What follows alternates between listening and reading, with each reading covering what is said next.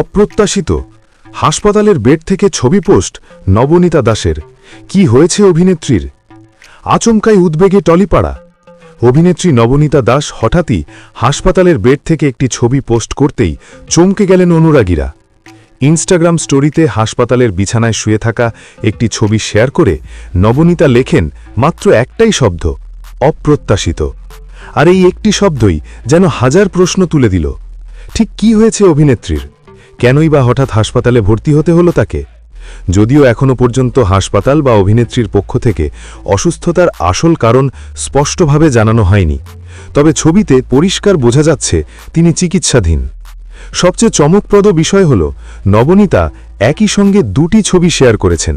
একটি ছবি 2025 সালের 6 ফেব্রুয়ারি, যেখানে দেখা যাচ্ছে তিনি জিমে শরীরচর্চা করছেন, আর অন্যটি 2026 সালের 6 ফেব্রুয়ারি, যেখানে তিনি হাসপাতালের বেডে শুয়ে। এই দুই ছবির তুলনা দেখে অনুরাগীরা আরও বেশি ভেঙে পড়েছেন।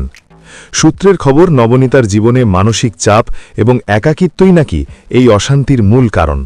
শোনা যাচ্ছে জিতুর সঙ্গে বিচ্ছেদের পর অভিনেত্রীর জীবন অনেকটাই এলোমেলো হয়ে যায়। সবাই এখন একটাই প্রার্থনা করছেন, নবনীতা যেন দ্রুত সুস্থ হয়ে আবার আগের মতো স্বাভাবিক জীবনে ফিরে আসেন।